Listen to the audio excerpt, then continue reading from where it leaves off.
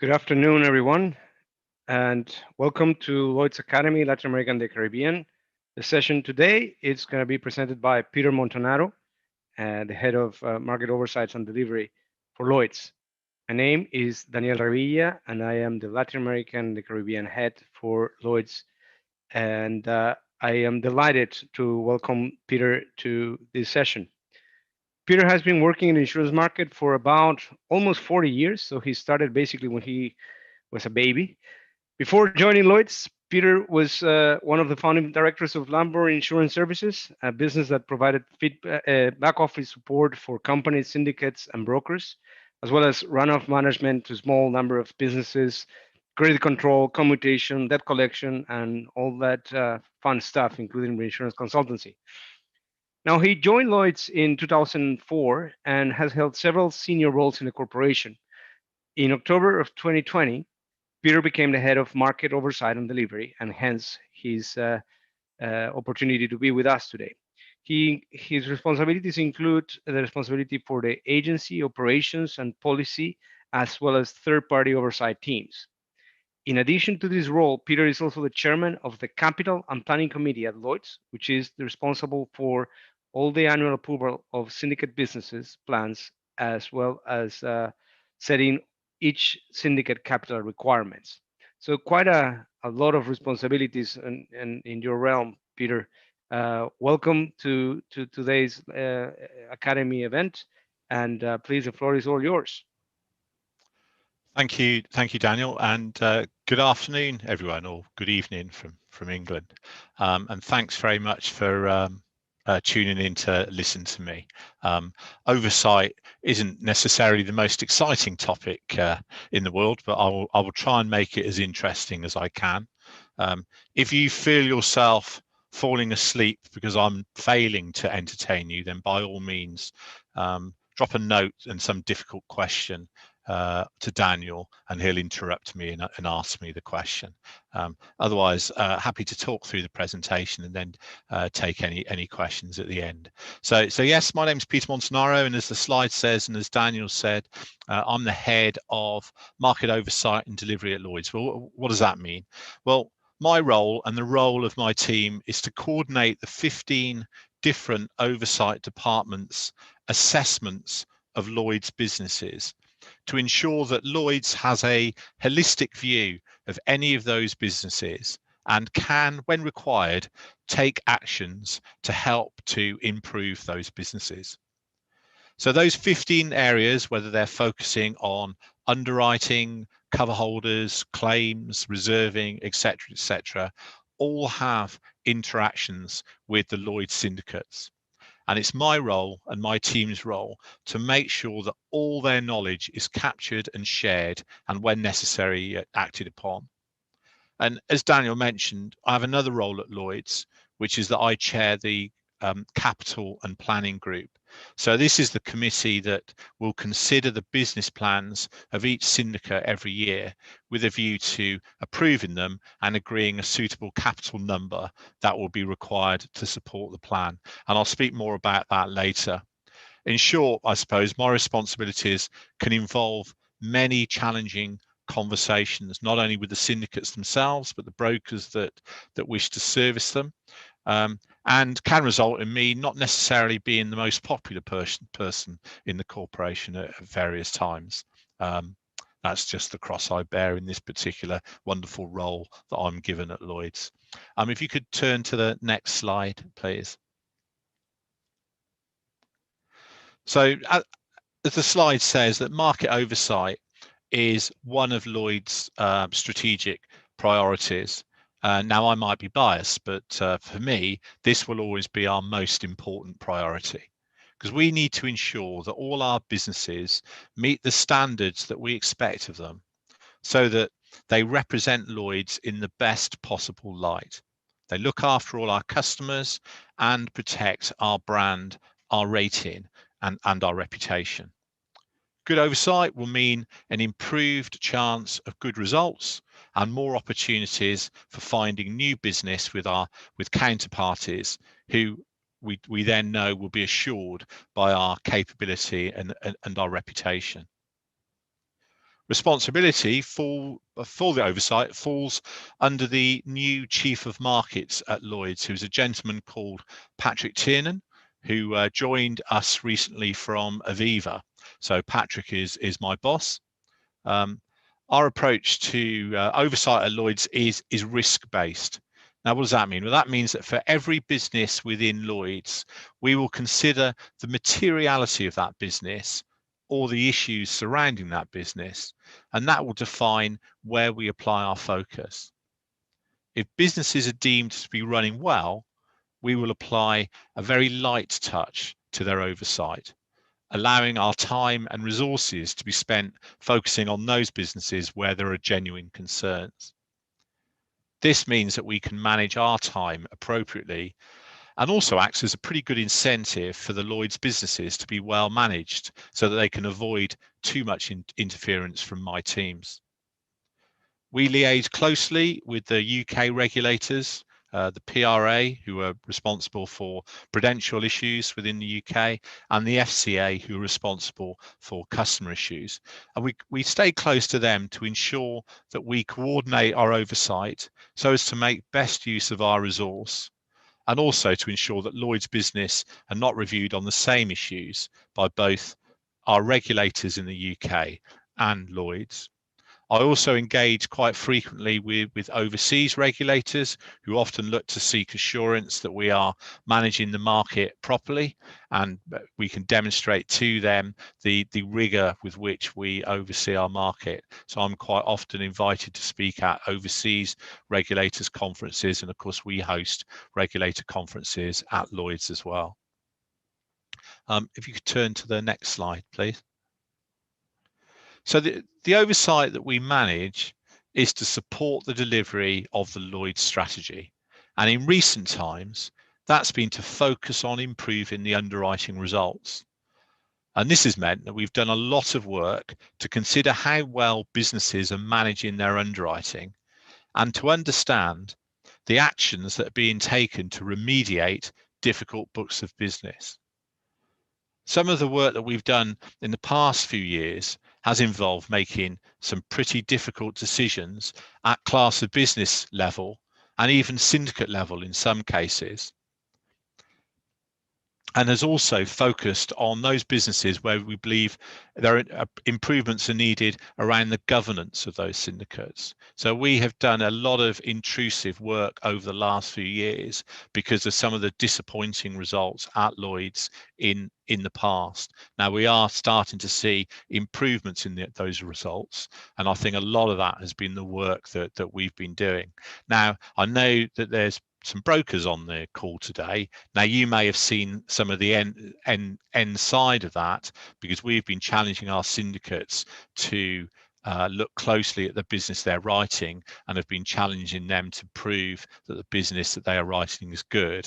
And I know that that has had some knock-on effect with some of the negotiations they've then had with brokers. I know that because I get quite a few brokers ringing me up asking me, why won't you let a syndicate write our business? Which of course we don't actually get down to contract level when we're having those conversations with syndicates. But often if the syndicates can't justify it to us, the likely profitability of the business they want to write, then we may limit the amount of business that they actually choose to write.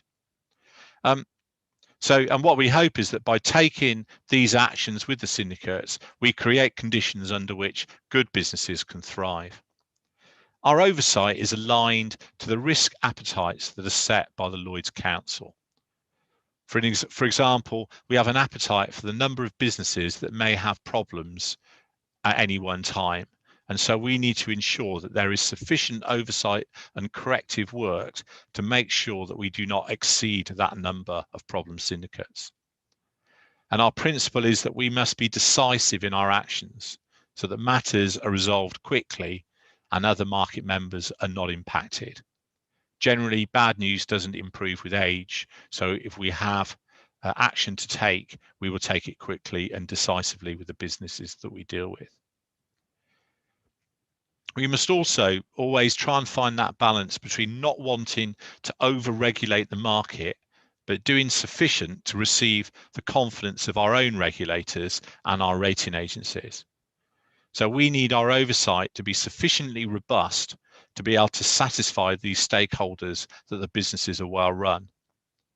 The primary responsibility for managing a business, of course, will always lie with the board of the relevant managing agencies. And we expect them to have the right experience and competencies to run their businesses well. And a lot of our oversight work will involve going in and assessing the quality and the competency of the board of each business. If you could turn to the next slide, please. So I'm afraid this rather complicated looking slide aims to demonstrate the different areas of oversight that we are interested in.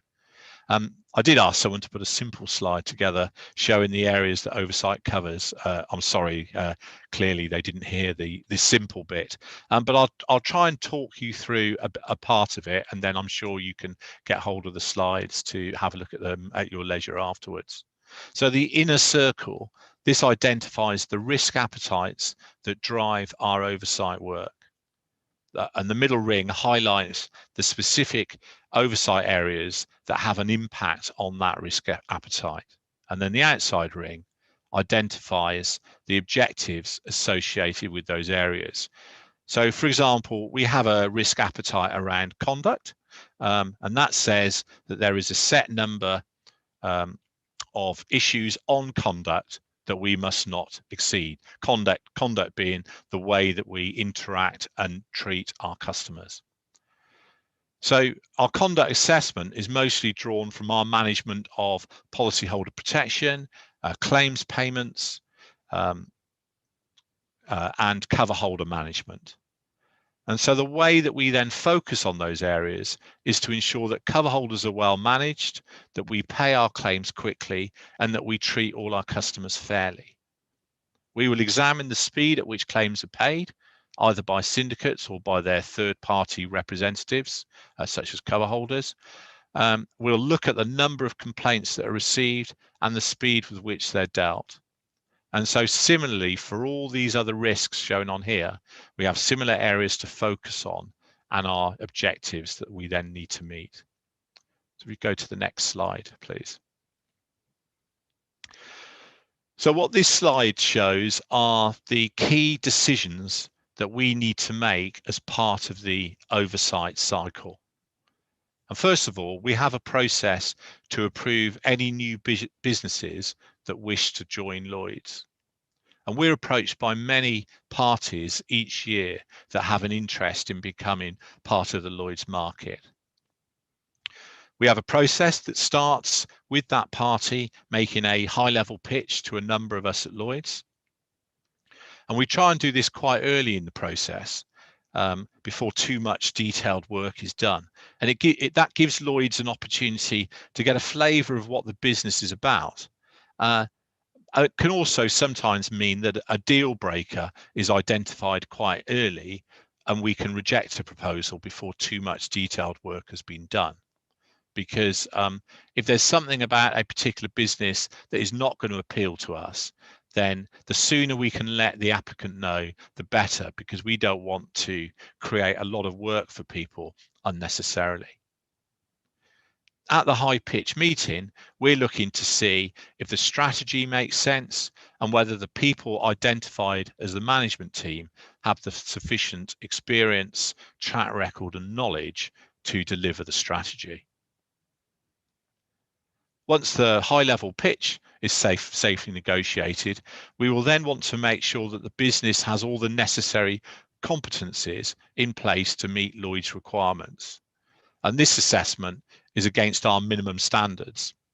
And that work will be ongoing whilst more detailed presentations around the planned business are made. We would expect a new business coming in to meet all our current requirements of our existing syndicates in order that we can be consistent with the way we treat new businesses against those who are already part of the Lloyd's family. Now, one interesting area of oversight at the moment at Lloyd's is around culture. We've developed a culture toolkit for our members, and we expect our businesses to fall in line with the guidance in that toolkit. We've also set gender targets for our businesses. So any new businesses wanting to come in, we would also expect them to meet those gender targets. And we are still finding that that's a challenge. So we still find many businesses solely represented at management level by white middle-aged men, which Lloyd's has decided, and quite rightly so, just is not appropriate for 2021.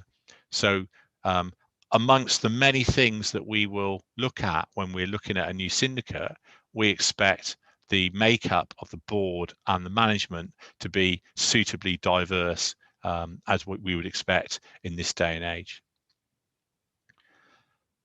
I mentioned before that I chair the Capital and Planning Group, CPG. So this is the committee that receives, reviews and approves syndicate business plans and capital requirements. And this is by far and away the most challenging but also most interesting time of the year, which tends to run from around about September through to November, December. And in the last few years, planning has been particularly tough, as Lloyd's has been driving the market to better portfolio manage their business. We've asked all our syndicates to identify their decile 10 business, their worst performing 10% of their book, and then show us the actions that they are taking or are going to take to remediate that book of business. And we would expect that action to either mean cutting out the business to stop underwriting those particular elements, or to have an approach around how they're going to rate the business going forward, or be more selective in what they write that will help to remediate the book. And where we've been unable to agree remediation plans with syndicates, we have on occasion insisted that they cease writing certain classes of business within their portfolio. And there have been a couple of occasions where we have closed the syndicates. So we're just about starting to talk about business planning season this year. So just as we do every year, we've just delivered a market presentation to all the members of the market to explain what it is that we expect to see in their plans for the coming year. This year, we've made it clear that we'll support growth where it can be justified, and we will look to be supportive of those businesses with a good track record, but we'll also continue a differentiated approach in terms of our focus on poor performers. So, Peter, yeah, Daniel. let me interrupt you for just 1 second. There's a question I wanted to ask you, and refers to the fact that you mentioned now that there is a few poor performers that have had been challenged by your team in the past. So Latin America has seen a few managing agents closing their operations in the region.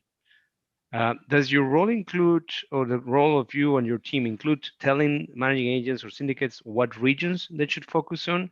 And even if the answer is no or yes, whatever that may be, what are your thoughts on Latin American business at this part of the cycle? So we would not generally tell a managing agent to close an office in a particular region. What we will do is we will ask the managing agent to demonstrate to us how the business that they're going to be writing in that region is going to work and be beneficial for their business. And if they can demonstrate that, then we'll support it. If we feel that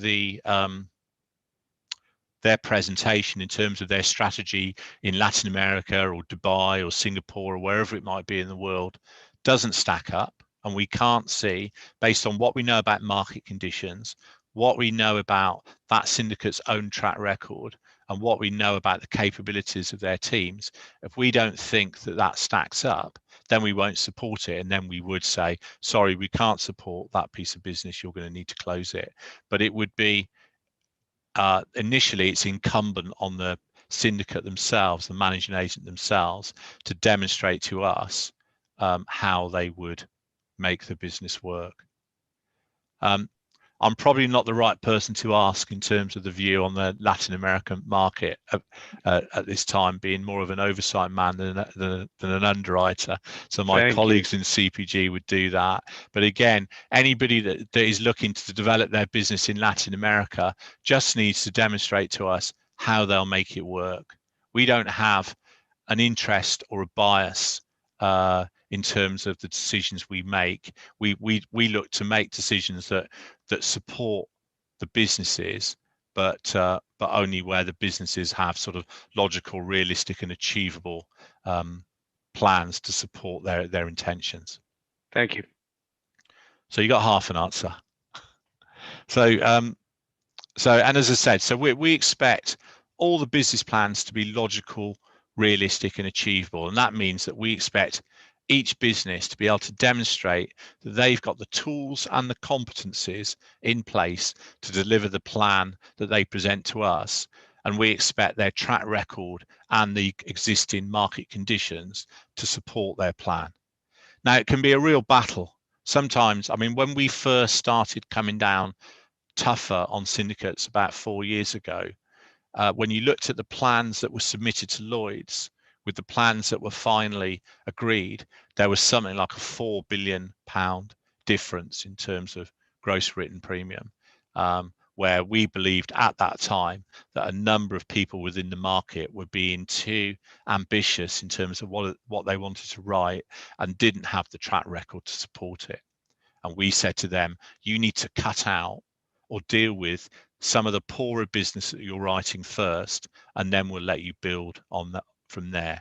Now, what we have seen over the last few years is really good work by the market in that respect, to a point where, as I say, this year I think we're going to be a lot more supportive in some of the requests for growth that we're likely to see. Notwithstanding that, the good performing syndicates that are consistently profitable and generally meet their plans, we give them what we call a light touch approach. So this means that we effectively allow them to file and use with their plans. So what they submit, we will just accept and then monitor as the year goes past. So we won't push back against those submissions, because to our mind, they've earned that support of Lloyd's by their past performance and by demonstrating their capability of meeting plans. So my job isn't always about having a go at those people that are doing poorly. There is the other side as well, where we really want to support those businesses that are doing well and performing strongly, so they can continue to develop their business. And that's very much in keeping with our risk-based approach to oversight. So clearly, those businesses that have failed to make money or meet plan in recent years receive far more attention and challenge. And those can often lead to very challenging conversations. As I said earlier, I don't tend to win a lot of popularity at contests while this process is ongoing. Lloyd's during planning process is always heavily featured in the insurance press. Leaks inevitably happen. People complain about what allegedly Lloyd's are or not allowing them to do. And I've often said that actually we don't need to take minutes for our CPG meetings. We just need to photocopy the front page of the Insurance Insider the next day. Change of control approval. So what we also need to do is to approve any change in control of Lloyd's businesses. So we need to ensure that any authorised senior people are fit and proper, and that the company and its people pass any tests around financial crime and the like. Contrary to some suspicions, we don't have a little black book full of names of people that have defrauded or lost Lloyd's money in the past. However, there are some fairly well-known people around the market who we would not welcome if they sought to rejoin our market. So there is an element of filtering out when we see people trying to apply, or sometimes where we need to push back on change of control requests. Not probably so much at syndicate level, but quite often at cover holder level. A cover holder that's caused us pain in terms of business that they've brought into the market or behaviours they've made, do have a habit of reappearing. So luckily our cover holder team are quite experienced and can identify those to stop them coming into the market. because of course we do approve new cover holders or MGAs who bring business into the market, and it is a critical part of Lloyd's business. We have around 4,000 cover holders, giving us around a third of our business. So with cover holders, we also look closely at the people that are supporting or managing the businesses to ensure that they're acceptable to Lloyd's. As I say, we've had cover holders that have lost money or misbehaved in the past that try to come back, and we try and stop that as much as we can so that we can protect Lloyd's brand and reputation. And of course, the advantage that Lloyd's has over the individual syndicates and managing agents is that we see everything that has happened in the market. Whereas, so a cover holder or an individual that might have done something that has lost syndicate 1, 2, 3 a lot of money may not be known to syndicate 2, 3, 4.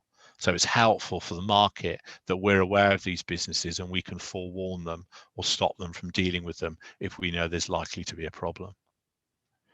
And in fact, I ran the cover holders department at Lloyd's for about 10 years and always insisted on meeting personally with any individual that we rejected. I firmly believe that everyone deserves the respect of being told to their face when they are being rejected or when there is bad news to be given.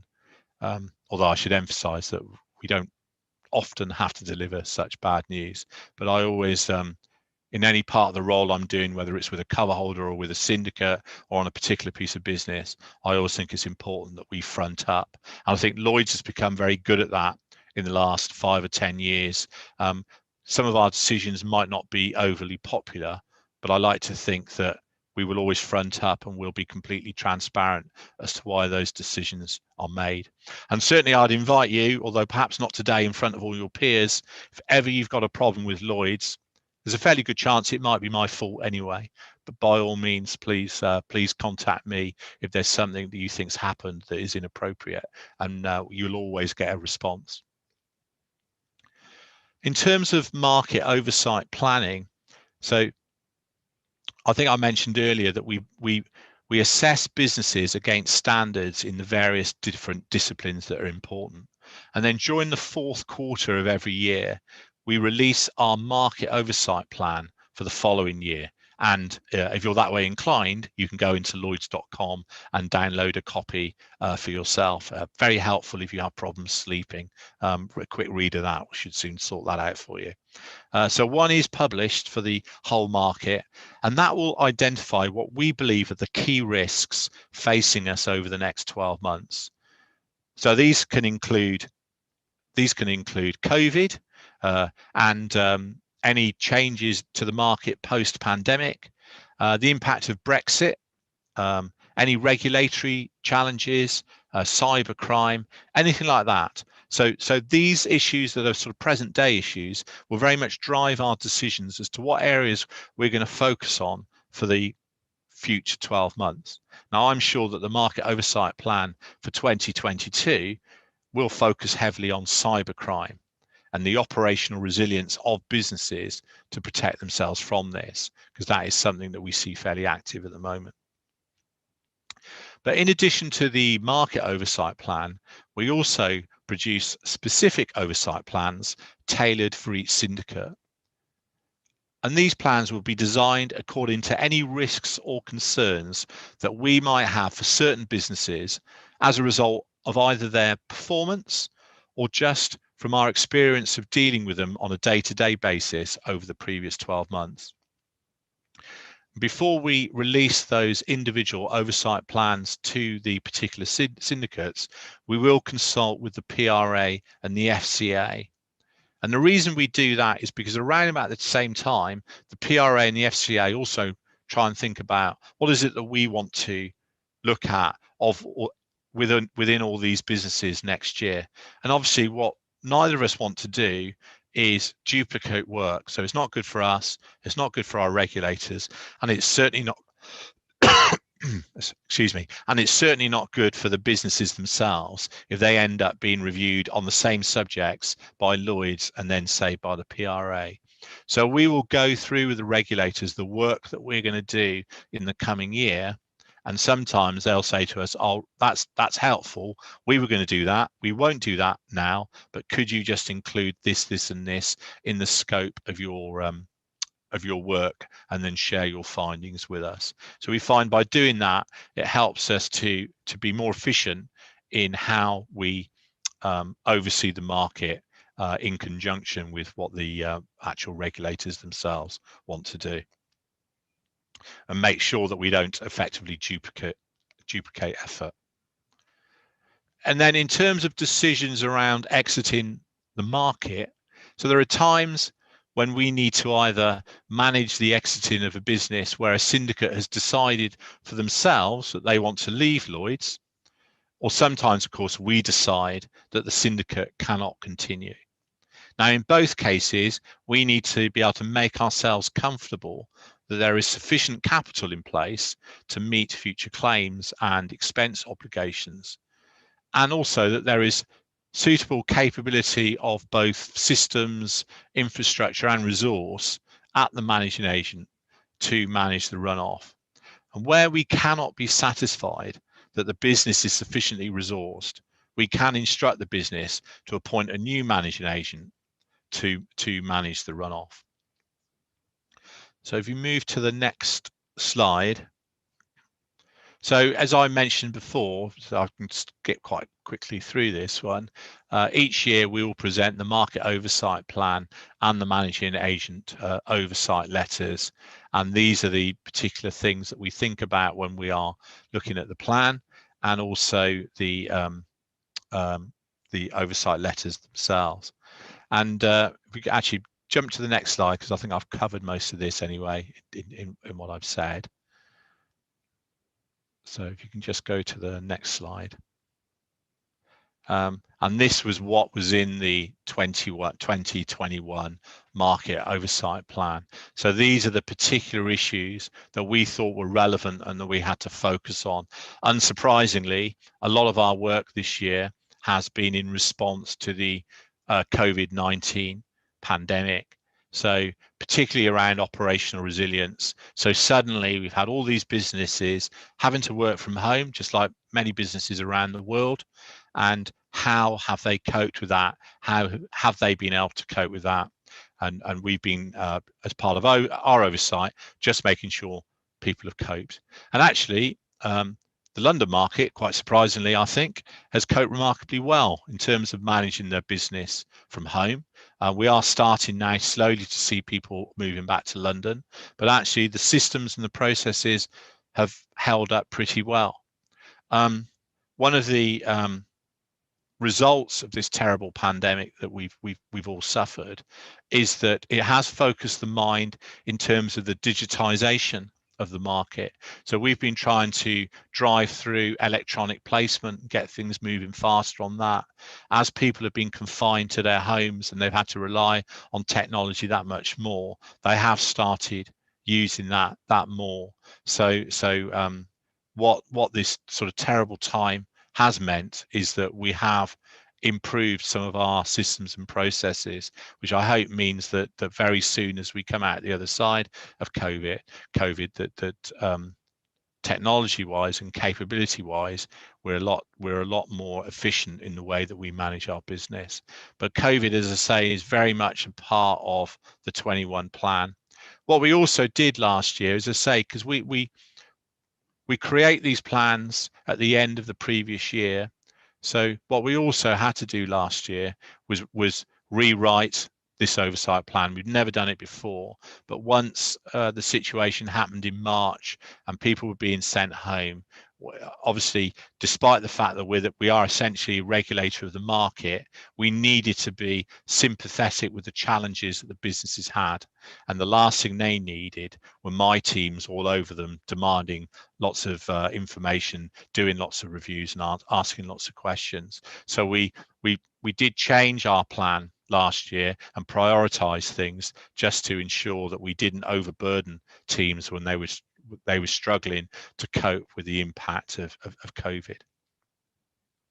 So if you move to the next slide. Now, I mentioned right at the beginning that my boss is a chap called Patrick Tiernan, who's come in to be Chief of Markets at Lloyd's. Now, Chief of Markets is a new role at Lloyd's, and I think the brokers will find this quite interesting.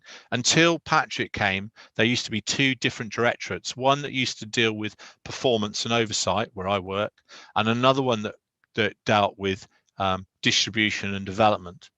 But I think John Neal, our CEO, felt that the two are very closely connected, and actually what he'd rather have is a business department.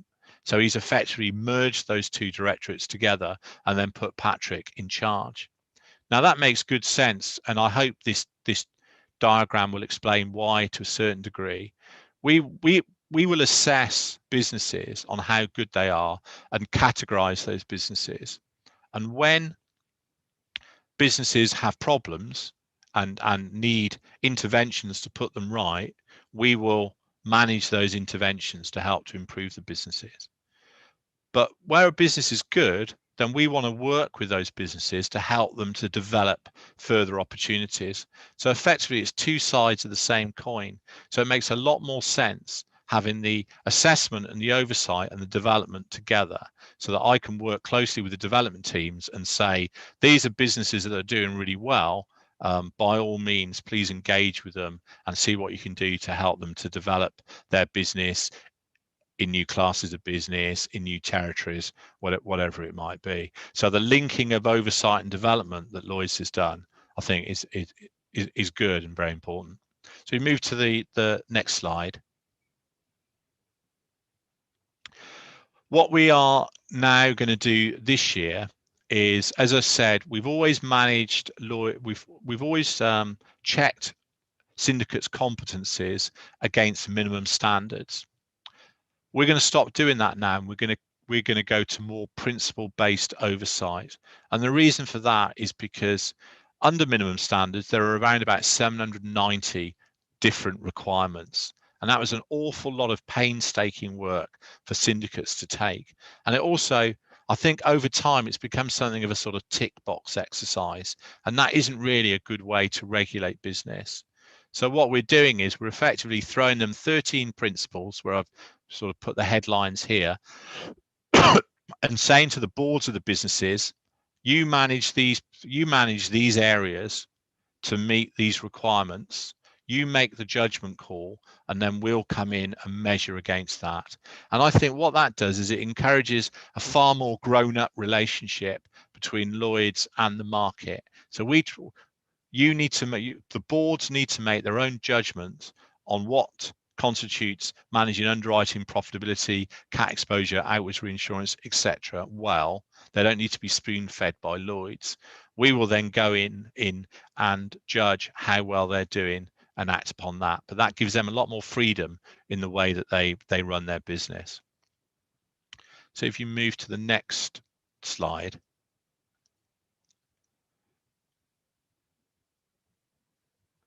So, and then the way the principle-based works is that for each of the different dimensions that we're measuring, be it underwriting, exposure management, reserving, conduct risk, we're going to have ways of measuring how material each syndicate is in that particular area. And then where they're particularly material, we'll expect them to have far tighter controls over the way they do their business. So if you take conduct risk as an example, if a syndicate writes a lot of consumer business, then they'll be considered material. So we'll expect them to have a lot stronger governance over the way that they look after their customers, they pay their claims, and they manage their customers' interests, as opposed to a syndicate that perhaps writes mostly reinsurance and doesn't write a lot of conduct business, where we'd probably just expect them to have the sort of the basic requirements rather than a best practice requirement. And for each of these dimensions, we've decided the materiality, we work out what our expectations of syndicate performance is against that, and then we'll rate their performance. And how we rate them will drive whatever interventions or opportunities we then follow. So if you go to the next slide, So here's a few examples of some of the interventions we might take. So on the left-hand side, which are those syndicates not doing so well, we might instruct them to come up with a runoff plan. We might actually say, managing agent isn't good enough, you need to change your managing agent. We might invite them to stop writing a particular class. But then on the right-hand side, the very good performing syndicates, as I said before, we'll have a file and use arrangement with them where we won't check their business plans. They will just submit them and we'll accept them. And we'll allow them a bit more, allow them to write a little bit more cat than we do others. So we have to protect our cat risk appetite as a market so that we don't become too over reliant on catastrophe business. So we tend to share it out as best we can according to who's best at writing cat business, who has the best controls. And those businesses that have a proven track record, we will apply that flex and allow them to write some more. So, so as I say, consequences and interventions where businesses aren't performing well, opportunities for further development, and incentives where businesses are working well. So I think if you go to what I think is the last slide,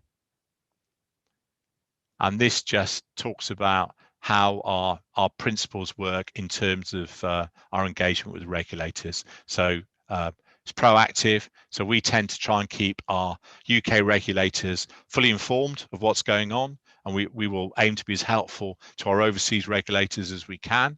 As a general rule, the more you share, the more you tell the regulators, the easier I find life tends to be.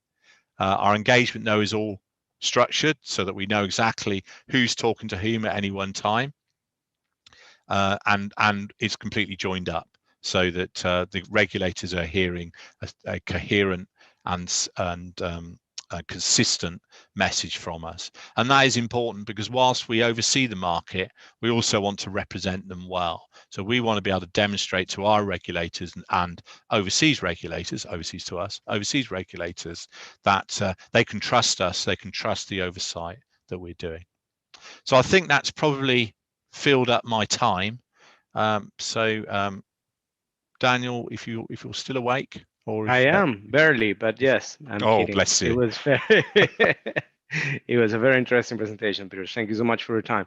And You're I do welcome. have a few questions that I wanted to ask you. So, if anybody has any questions and you could include them on the Q&A, that'll be great. But I do want to run just a few thoughts by you. So you did mention that there have been a few syndicates that were sort of under pressure since this process started. I would like to know if it's possible to disclose how many have there been actually closed since Lloyd's started, how many poor performers for the last few years, Yeah. and actually how do you close that syndicate? And I mean not only the process, but what happens with the runoff and what happens if the runoff runs out of money, for example. That would be my question there. Okay. There's a few questions in there. So if I forget any of them, just tell me. So Sure. um, counting in my head, I think in the last 3 or 4 years we've closed 4 syndicates based on performance, or we've encouraged them to close, and they, in 1 or 2 of those examples, we've helped them to come to that decision. How do you do it? Well, I suppose I've had the privilege of giving those conversations in all those cases. So I've done it face to face. I think that's important. So it's not a particularly comfortable meeting, but we do our assessments. We have a look at the results.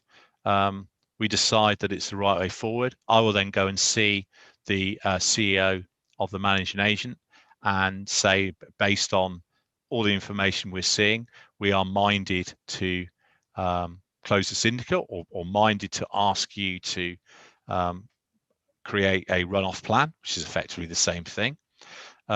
They will most likely, and well, always push back quite strongly in some cases, and we will obviously give them an opportunity to challenge our decision.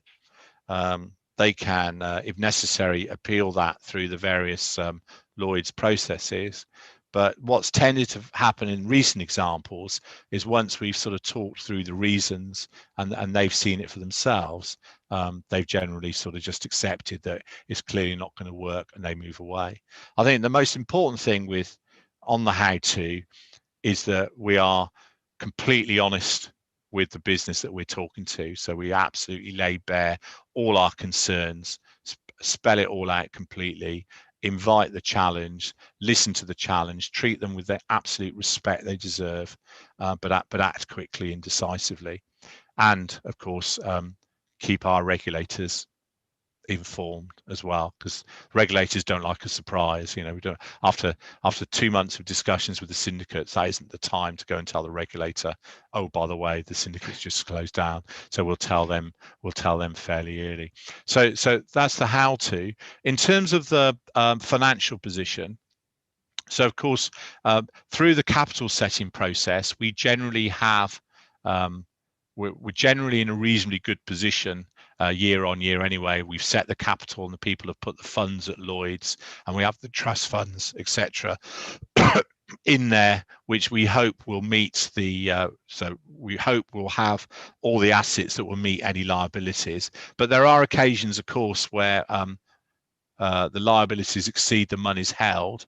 And then what certainly happened up until now is the Lloyd Central Fund will then step in and meet those liabilities. So that's what's happened um, in the past. We obviously aren't keen on that. So part of my job in oversight, I suppose, is to make sure that problems are spotted early so that we avoid that. But it's at the discretion of council. But generally, Lloyd's will support a failed syndicate through the central fund. And so, just to understand a little bit more about that, how often, so in the last, since you've been at Lloyd's, how many times do you think we have had to tap the central fund for these type of situations? That is a tough one. In the last few years, not often. Okay. I won't name the syndicates, but there have been one or two in the last 5 or 6 years Okay. where there's been a small hit. If you go back to actually, funny enough, and it's not connected. Well, actually, it is connected. When I joined Lloyd's, so I didn't cause it, I should say. But the main reason why Lloyd's employed me back in 2004, before you were born, is because at that point we had a number of syndicates that had lost a lot of money and were owed a lot of debt and were looking to commute a lot of business. And that was the thing that I used to specialize in, which is why they employed me. So back there in the early 2000s, there were some quite hefty hits to the central fund. We had some big runoffs there that hit. Fortunately, as I say, in the last few years, there haven't been quite so many. Yeah. But, Thanks, by the way, for the comment on my year of being born. 2004 was when I was already an investment banker based in London. So right, okay.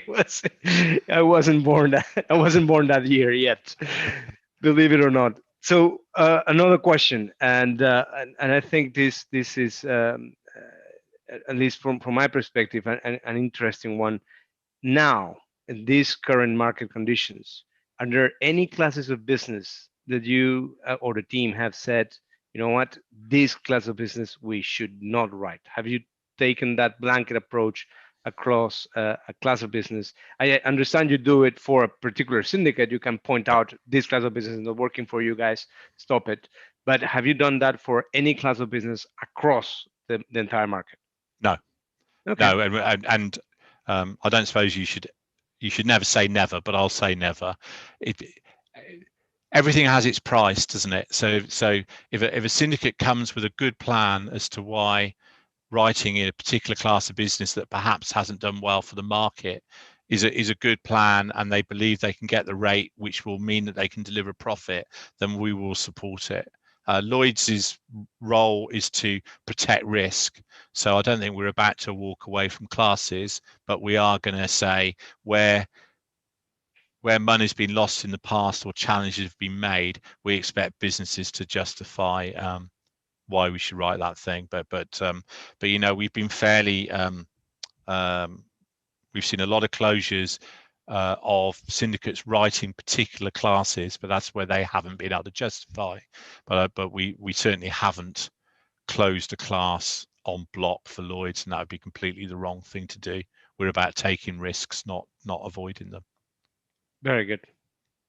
Good, Peter. I don't have any more questions now on the Q&A either. So it has been for me an absolute pleasure to have you here. Thank you so much for your participation on this session. And unless I'll give it just a couple, one more minute for people to post any questions on the chat. But all I wanted to say to everybody else, thanks for being with us today. Our next session is going to be on cyber with Paul Gooch from Tokyo Marine Kiln, and that is on Thursday, the 8th of July. And I hope you can you'll be able to join us. As I said, there are no more questions, Peter. So I Daniel, think that wraps it up. Thanks so much Daniel, for. Yes, Oh, Daniel, this is Marco here. I'm sorry to interrupt you when you were just finishing, but please I have a question for Peter, if I may. go ahead. Of course. Thank you very much, Peter. I mean, people in general in the Latin America attempt to compare Lloyd's with insurance carriers or reinsurance carriers, and we all know that's not the case. We are very unique. We are a market, and we have a number of characteristics. As you have one of them, you have described it here, which is one of the most important ones, the market oversight. If you were to say in simple words to our audience today, what would be the most important differentiator between a market like Lloyd's having the market oversight that you have just outlined it so clearly there, and an insurance company from the point of view of security? I mean, we keep saying that Lloyd's market has an extra has an extra layer of protection, either from a regulatory standpoint. You know, we are all subject to regulators in our countries where we operate, but we at Lloyd's have this particular area that does this great work of market oversight, but also from a security standpoint, where we would consider our Lloyd syndicates say better secured than what you would say normally from an insurance or reinsurance carrier. Can you comment on that, please? Thank you. yeah, although I won't compare to insurance carriers, if that's the right, Marco, because there are some very fine ones out there, and I wouldn't want to put any of those down. But I'm always happy to big up Lloyd's and the benefit of Lloyd's. So clearly the security is strong. It has the support of the central fund. I hope that the market, well, I know that the market oversight that we provide means that for many of our stakeholders, they know what they're getting when they deal with Lloyd's. So there'll be a quality of individual, a quality of performance, a quality of professionalism, because we are insistent that our businesses meet those standards, not just the syndicates, but of course the 4,000 cover holders that are in the Lloyd's family and many of the Lloyd's brokers. So I think that's that. I think that other than the strong security and the reputation, I always think the other really powerful thing about dealing with a market is that you're not totally reliant on one business contact. So if you have, we have what, 90 odd syndicates at Lloyd's, and if you're a broker or a cover holder or insured, and you have been employed, you've been insured by Lloyd's, or you've dealt with Lloyd's, and that particular syndicate changes its mind or goes in a different direction and doesn't necessarily want to write that business anymore, your broker has got 90 other syndicates that they can go and talk to pretty quickly, and more often than not are able to replace that cover. And I think that's one thing that sometimes we have that is an advantage over the company market, is that if you have a relationship with Lloyd's, not only do you have the comfort of what the oversight and the rating gives you, but you also know that your broker, if he has a problem with the syndicate that's insuring you, has a whole raft of other ones that he can quickly go to and hopefully find solutions to. So I think there are, great reasons why all the good business should come to Lloyd's. Less good business, I thoroughly endorse and recommend the company market. But the good stuff, bring it to Lloyd's. Thank you, Peter. Thanks, Marco, for that question. Nice to hear from you, Marco. Good. I think we are almost out of time anyway. But Peter, again, thank you so much for spending this time with us, and really appreciate it. And I hope to see you soon. Okay, thanks. And thanks, Peter. good Thanks, evening, everybody. everyone. Cheers. Bye bye.